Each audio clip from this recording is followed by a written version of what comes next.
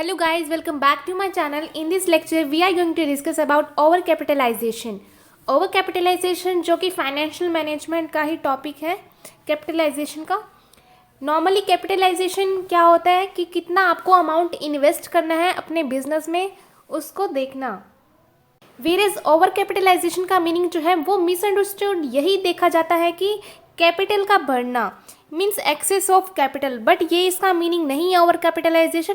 Over capitalisation मतलब shortage of fund, जब funds की शॉर्टेज आ जाती है that is over capitalisation. Like हमने जितनी इन्वेस्टमेंट जितनी करी है वो ज़्यादा थी हमारी, और जो हमारा एक्चुअल रेट ऑफ रिटर्न आया है वो हमारा लेस देन है किससे, हमारे नॉर्मल रेट ऑफ रिटर्न से. नॉर्मल रेट ऑफ रिटर्न यानी कि जो हमने कंपनी ने एज्यूम किया था या किसी अदर कंपनी के जो नॉर्मल रेट ऑफ रिटर्न है. अगर अदर कंपनी जो है 10% प्रॉफिट अर्न कर रही है, जो अपना एक्चुअल रेट ऑफ रिटर्न आया वो है 8%, यानी कि सेम नहीं है. रेट ऑफ रिटर्न जो है एक्चुअल वाले से नॉर्मल रेट ऑफ रिटर्न से कम है. कंपनी क्या करती है, जब इन्वेस्टमेंट ज़्यादा कर देती है अपनी जितनी उसकी एसेट है उससे ज़्यादा, कंपनी क्या करती है फिर शेयर और डिबेंचर जो उन्होंने इशू किए थे, ज़्यादा इन्वेस्टमेंट की थी, देन उनको शेयर्स पर डिविडेंड पे करना पड़ता है शेयर होल्डर को, एंड डिबेंचर होल्डर को इंटरेस्ट पे करना पड़ता है. एज अ रिजल्ट क्या होगा, कंपनी की अर्निंग कैपेसिटी है वो डाउन हो जाएगी, फॉल हो जाएगी. अगर जो कंपनी है वो continuously unable to earn a fair rate of return on its capital, then उसको हम ओवर कैपिटलाइजेशन बोल सकते हैं. कंपनी की ओवर कैपिटलाइजेशन हो चुकी है.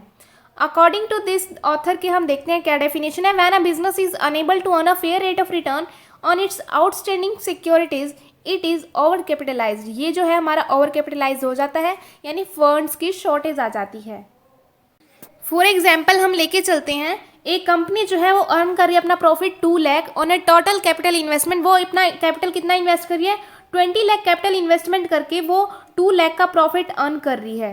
वो प्रॉफिट अर्न कर रही है 2 लाख का, और जो नॉर्मल रेट ऑफ रिटर्न है मार्केट में वो 10% के अकॉर्डिंग है, यानी कि 100 डिवाइडेड बाई में 8 इंटू में 20 लाख.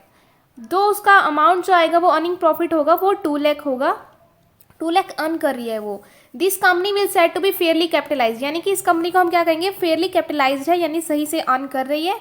अगर हम देखें कि इफ़ इट अर्न ओनली 1,20,000, अगर वो 1,20,000 प्रॉफिट अर्न कर रही है with the same rate of return, यानी कि जो नॉर्मल रेट ऑफ रिटर्न था वो भी 10% ही था, देन क्या होगा, कंपनी जो है उसको हम ओवर कैपिटलाइज बोल सकते हैं. बिकॉज वो अर्न कर रही है give a return of only 6% of the total capital employed.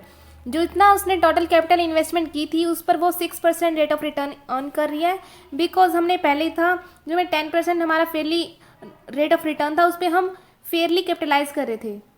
ये जो रेट ऑफ रिटर्न होगा ये अदर इंडस्ट्री से, जो उसकी सिमिलर फर्म की इंडस्ट्री है, अगर वो सेम टाइप की बिजनेस है उस अदर फर्म का भी, उससे कंपेयर करती है अपने रेट ऑफ रिटर्न को. If the company rate of return is subsequently less than the average rate of return, अगर उनका लेस देन आता है जो एवरेज रेट ऑफ रिटर्न है अदर फर्म्स का, तो ये क्या इंडिकेट करती है, कंपनी जो है अनएबल है fair rate of return earn करने के लिए कैपिटल एम्प्लॉयड इन इट, जितना उन्होंने कैपिटल इन्वेस्टमेंट की थी. अब हम देखते हैं कि इसके क्या क्या कॉजेज हो सकते हैं, यानी कि किस कारण से ओवर कैपिटलाइजेशन होता है कंपनी में.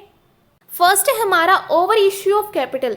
If a company raises more capital than its can profitably they will be large amount of idle funds. Idle funds यानी कि जो बेकार फंड्स है वो ज़्यादा हो जाएंगे अगर कंपनी ज़्यादा कैपिटल ओवर कैपिटलाइज इशू करती है. बिकॉज आइडल जो फंड्स होंगे, जो हमारे फंड्स बेकार पड़े हैं, उनसे कोई भी अर्निंग नहीं होगी. अर्निंग कैपेसिटी जो होगी कंपनी की वो रिड्यूस हो जाएगी बिकॉज उनका कोई यूज़ नहीं है वहाँ पे. This leads to the situation of over capitalization, जिससे क्या होगा, हमारे पास शॉर्टेज आएगी फंड की. ओवर कैपिटलाइजेशन का शॉर्ट में मीनिंग शॉर्टेज ऑफ फंड ही होता है. इसलिए क्या होगा, शॉर्टेज ऑफ फंड होगी हमारे पास. Because the company will have to pay dividend, company को डिविडेंड भी पे करना पड़ेगा जो उन्होंने शेयर इशू किए थे ऑन आइडल कैपिटल टू, जो उनकी बेकार में कैपिटल पड़ी है वो. Hence the rate of return will fall, जो रेट ऑफ डिविडेंड होगा वो भी कम हो जाएगा, which in turns leads to fall in the market price of share, जिससे क्या होगा, मार्केट प्राइस जो है शेयर का उनमें भी कमी आ जाएगी, फॉल हो जाएंगे उनके प्राइजेस. सेकेंड आता है हमारा promotion of the company with inflated asset. Inflated मतलब कि जब प्राइजेस ज़्यादा था एसेट्स का मार्केट में, जब कंपनी ने परचेज़ की है एसेट, यानी कि जब इन्फ्लेशन था तब मार्केट में इन्फ्लेशन था तो कंपनी ने परचेज़ करी एसेट ज़्यादा प्राइस पर। इससे क्या होगा, the reason is that such prices of the asset do not bear any relation to their earning capacity. जो ये सिचुएशन अराइज होगी particularly when a partnership firm और private company is converted into public company and in that process assets may be transfer to that public company at a price higher than the real value. बाद में जो अगर value होगी उस assets की वो कम हो जाएगी बिकॉज कंपनी ने ज़्यादा पैसे में वो एसेट्स खरीदी थी, अब उसकी वैल्यू कम हो जाएगी। समटाइम्स क्या होता है, प्रमोटर्स ट्रांसफ़र कर देते हैं उनकी प्रॉपर्टी को new company at inflated prices पे।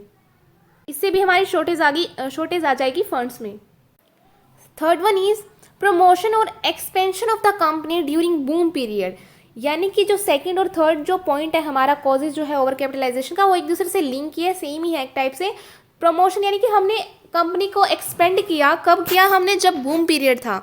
बूम पीरियड यानी कि जब एक टाइप से इन्फ्लेशन था, तो क्या होगा इससे, it may become a victim of over capitalization, जिससे ओवर कैपिटलाइजेशन हो सकती है। द रीज़न क्या होगा इसका, that the price paid for assets will be quite high, जो हमने एसेट पे प्राइस पे किया था परचेज करते टाइम वो हाई था। व्हेन द बूम डिसअपियर, जब बूम नहीं होगा, गायब हो जाएगा, डिसअपियर हो जाएगा, तो रियल वैल्यू जो है उन एसेट्स की वो कम हो जाएगी, डिक्लाइन हो जाएगी to a great extent, where as they will shown in the books of account at the original value. Even जो है वो ओरिजिनल बुक्स ऑफ अकाउंट में ओरिजिनल वैल्यू पर शो किया जाएगा। Such a company is over capitalise, ये over capitalise हो जाएगी बिकॉज जो इसकी अर्निंग कैपेसिटी है वो कम हो जाएगी, ड्यू टू डिप्रेशन आ जाएगा, बूम पीरियड नहीं रहेगा। But the asset and the capital will be shown in the books at previous figure यानी कि जो एक्चुअल में हमने परचेज की थी एट बूम पीरियड टाइम पे एसेट्स को, उसी फिगर्स में उसको शो किया जाएगा बुक्स में। High promotion expenses, high promotion expenses मतलब a certain degree of overcapitalization may be caused due to the fact of that promoters have incurred heavy expenses on the promotion of the company. promoters ने काफ़ी खर्ची की गई हैं जब company को promote करते time, huge amount may have been spent, ज़्यादा अमाउंट इन्वेस्ट किया गया है शेयर इशू करते time, and underwriting of shares, then the promoters may have taken a fabulous remuneration for the service. और जो promoters ने भी काफ़ी remuneration लिया है अपनी सर्विस प्रोवाइड करते time. A major part of the earning of the company will be utilized to write off these expenses. जो ज़्यादातर अर्निंग होगी कंपनी को इसी में यूज़ हो जाएंगे जो उन्होंने अर्निंग की है एक्सपेंसेस को राइट ऑफ करने के लिए, जिससे क्या होगा, ओवर कैपिटलाइजेशन की सिचुएशन आ जाएगी। Over estimation of earning at the time of promotion, अगर हम पहले से ही ज़्यादा अनुमान ये लगा लेते हैं कि कंपनी ज़्यादा अर्न करेगी इन फ्यूचर, वो भी गलत है, क्योंकि फिर उससे क्या होगा, वो हमें ज़्यादा डिविडेंड पे करना पड़ेगा शेयर पे। जो अगर हमने ओवर एस्टिमेशन किया है अर्निंग हमें ज़्यादा होगी at the time of promotion के टाइम, उससे हमारा लॉस ही हो गया, जिससे शॉर्टेज ऑफ फंड आ जाएगी हमें, और इंटरेस्ट डिविडेंड और एक्स्ट्रा जो एक्सपेंसेस होंगे वो हमें खुद के पर्सनल वे से देने पड़ेंगे। लाइक इसने एग्जांपल दिया है, एक कंपनी जो है एनुअल अर्निंग करती है, एस्टिमेट किया गया है 50,000, और जो करंट रेट ऑफ रिटर्न होगा वो 10% पे अर्न करिए with the fixed at ₹5 lakh. Subsequently इसी तरह से क्या हुआ, it was founded, company actual में जो अर्न कर रही है, एस्टिमेट तो 50,000 का लगाया था पर एक्चुअल में वो कर रही है 40,000 का। On this basis company capitalization should be have been fix, वो 4 लाख पे होगा, इसीलिए 5 लाख और 4 लाख में कितना डिफरेंस आ रहा है, यानी कि 1 लाख का ओवर कैपिटलाइजेशन हो जाएगा, जिससे वो शॉर्टेज ऑफ फंड आ जाएगी 1 लाख की। Same as it is under estimation, अगर हमने ओवर एस्टिमेशन कर दिया तब भी प्रॉब्लम क्रिएट होगी। अंडर एस्टिमेशन यानी कि अगर हमने कम अनुमान लगाया कि हम इतना ही अर्न कर पाएंगे, तब भी वो ओवर कैपिटलाइजेशन की सिचुएशन क्रिएट हो सकती है। Next one is shortage of fund. Shortage of fund की प्रॉब्लम तब आएगी जब प्रमोटर्स जो है अंडर एस्टिमेट कर देते हैं रिक्वायरमेंट्स की है, जो कैपिटल की वो कम होगी कंपनी को, एंड रेज करते हैं less capital in relation to the needs of business. वो इस वजह से क्या करते हैं, कैपिटल कम ही रेज करते हैं needs of according to the needs of business. In such a case क्या होगा, company will force to borrow, इसलिए कंपनी को बोरो लेना पड़ेगा, उधार लेना पड़ेगा लार्ज अमाउंट में मनी को। A major part of earning will absorb by the amount of interest, जो उन्होंने बोरो किया है ज़्यादातर अमाउंट उनकी अर्निंग जो होगी इंटरेस्ट पे करने में ही चली जाएगी, living little for share holders, इसीलिए शेयर होल्डर्स के लिए थोड़ा ही बचेगा जो उनको डिविडेंड देना होता है। This will bring down the value of shares leading to over capitalization, ये जो होगा शेयर्स की वैल्यू में गिरावट आ जाएगी, जिससे ओवर कैपिटलाइजेशन हो जाएगा। Next one is liberal dividend policy. Sometimes क्या करती है कंपनी, वो डिक्लेयर करती देती है कि हम डिविडेंड ज़्यादा हाई रेट पे डिविडेंड देंगे instead of ploughing back a part of their profit.